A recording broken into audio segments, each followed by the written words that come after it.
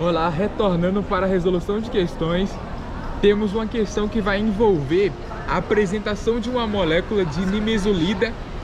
E aí ele vai dizer qual é o grupamento que pode reagir com a base de Bronsted-Lowry.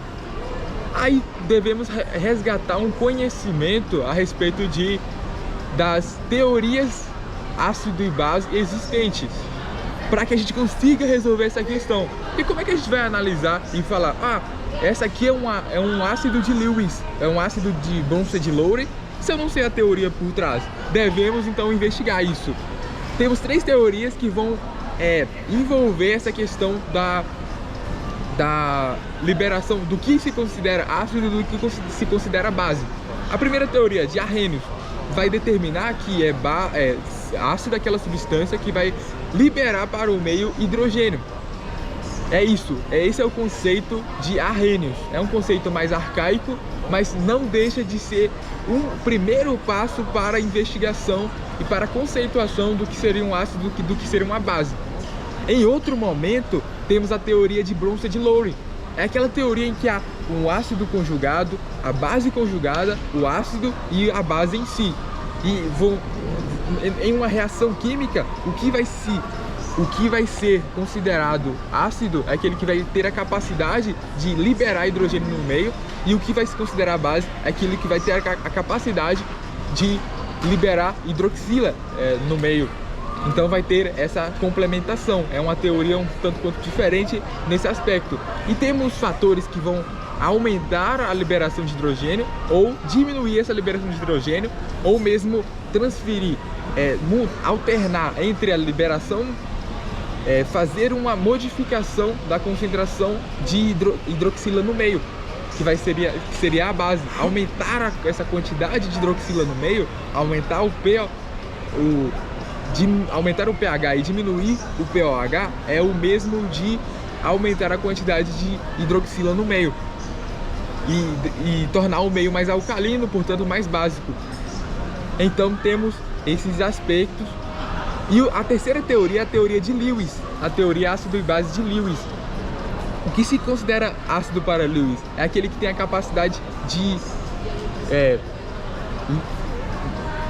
ao invés de reter o hidrogênio no meio, ele vai liberar, ele vai ter o elétron menos disponível para captar o hidrogênio. Então ele vai ter menos suscetibilidade. O ácido de Lewis é aquele que vai ter a capacidade de ser eletrofílico, de gostar de elétrons. Se ele é eletrofílico, ele tem uma carga positiva. Se ele é favorável a elétron, se ele gosta de elétrons, você concorda que ele tem uma carga contrária? Se ele tem uma carga contrária, geralmente aquelas moléculas que possuem carência de elétrons são aquelas que vão ser nucleofílicas, portanto vão ser consideradas ácido de Lewis. Mas vamos voltar para a questão. Já apresentei as três teorias para vocês, mas para resolver a questão, nós devemos aprofundar na teoria de Bronsted-Lowry. O que influencia na liberação desse hidrogênio livre, já que é dos fundamentos da teoria. Para você definir o que é um ácido, você tem que avaliar no meio. Tem uma molécula que perdeu o hidrogênio. Se ela perdeu o hidrogênio, você concorda que ela é um ácido? Porque se esse hidrogênio foi perdido da molécula, ele vai ser liberado para o meio.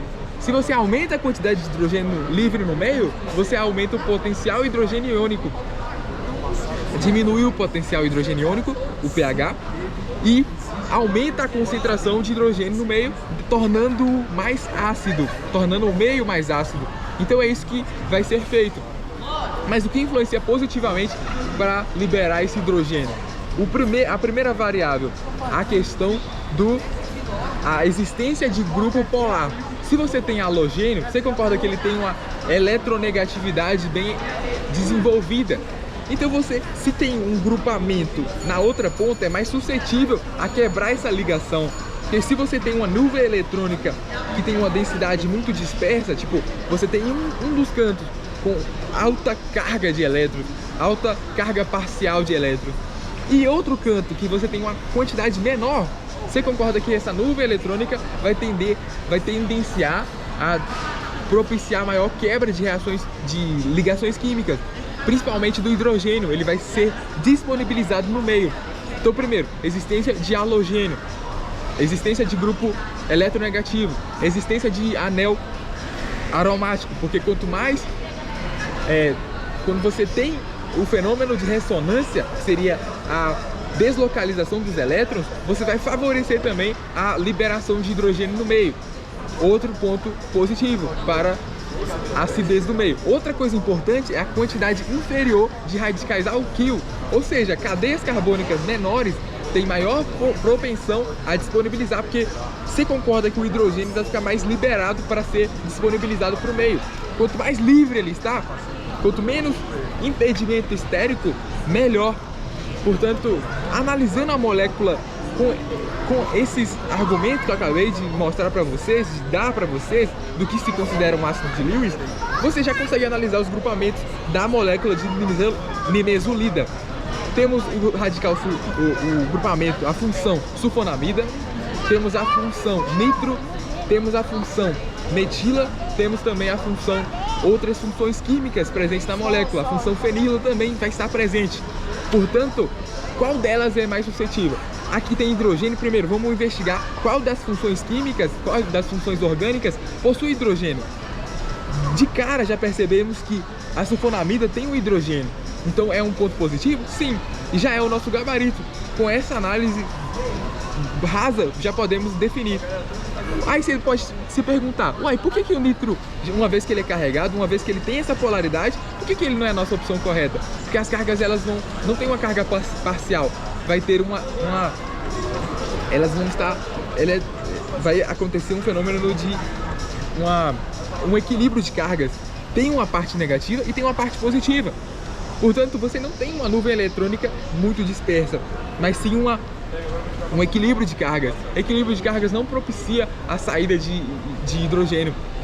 Da mesma forma acontece com o éter. O éter, ele vai ter menor suscetibilidade a disponibilizar o hidrogênio porque ele está impedido. Ele tem o éter geralmente é uma função que tem um oxigênio no meio que vai estar envolto de cadeias carbônicas, uma de um lado e outra do outro. Percebe que o impedimento estérico impede que o hidrogênio seja preso, e segundo, vai impedir que o hidrogênio ele seja liberado para o meio, o que vai desfavorecer. A opção correta é sulfonamida, portanto. É isso o nosso gabarito. E é isso, fique atento às próximas questões, que elas vão também trazer novos conhecimentos a respeito da química, da biologia e da física. E é isso.